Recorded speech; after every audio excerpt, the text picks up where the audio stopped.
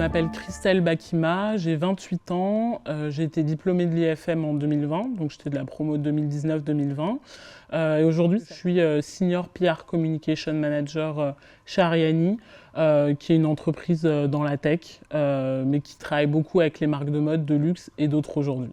J'ai eu envie de faire l'IFM parce que ce que je voyais du parcours académique, à la fois la diversité des cours, donc avoir des cours très théoriques sur histoire de la mode, économie de la mode, économie du luxe, parler des images de mode, mais aussi avoir des cours très pratiques où on travaille sur des cas d'entreprise, travailler en groupe et rencontrer des personnes qui avaient toute envie d'être là. Ce que le programme de management m'a apporté par rapport à ce que je fais aujourd'hui et comprendre les mutations du secteur de la mode, c'est déjà au sein même de la classe de voir qu'on avait une connaissance assez disparate de ce qui se passe dans l'industrie, des sujets tech notamment, et donc de me dire je sais que ma force elle est aussi là en fait, parce que les gens avec qui on étudie, c'est des personnes avec qui on travaillera après, et de se dire qu'il faut un peu de tout dans chaque équipe. Ensuite, on avait aussi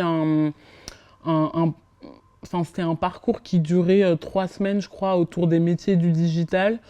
Et moi, typiquement, c'est au cours de ce parcours que j'ai rencontré le CEO d'Ariani, là où je travaille aujourd'hui. Il avait fait une présentation à l'époque, j'ai trouvé ça très intéressant. Et au moment où je voulais, après mon stage de fin d'études, vraiment trouver un job, il faisait partie des personnes que j'ai recontactées.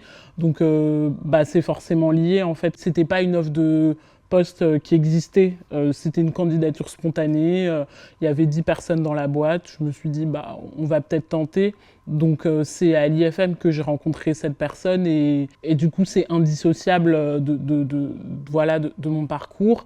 Et je pense aussi que le fait qu'on a fait ce parcours digital, de voir la diversité des métiers qui existaient justement dans le digital, voir qu'il y a des métiers plus liés au CRM, il y en a d'autres plus liés aux réseaux sociaux, il y en a d'autres liés à la blockchain, c'est ce qu'on avait fait, et de voir que ces entreprises-là ont aussi des fonctions support très classiques, responsable communication. Moi, je fais aussi de l'image dans mon job parce qu'au départ, il n'y avait pas justement d'image au sens comment est-ce qu'on montre la manière dont nos technologies fonctionnent. Donc j'ai organisé des shootings, j'ai fait plein de choses qu'on fait en fait à l'IFM, mais sur une application d'un produit tech.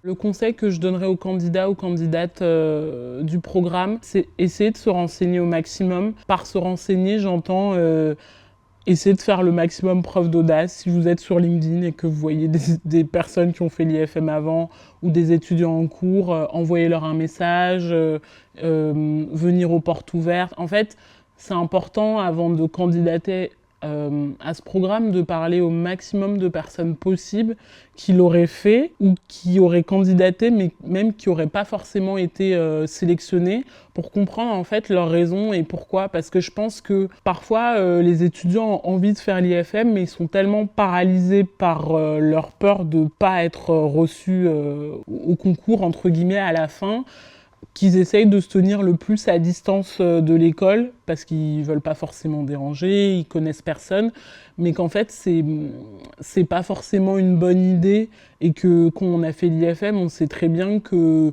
nous-mêmes, on était très stressés à l'idée de passer les entretiens, de venir après. Donc on le fait avec bienveillance, en fait, de répondre aux questions des personnes qui aimeraient l'intégrer après.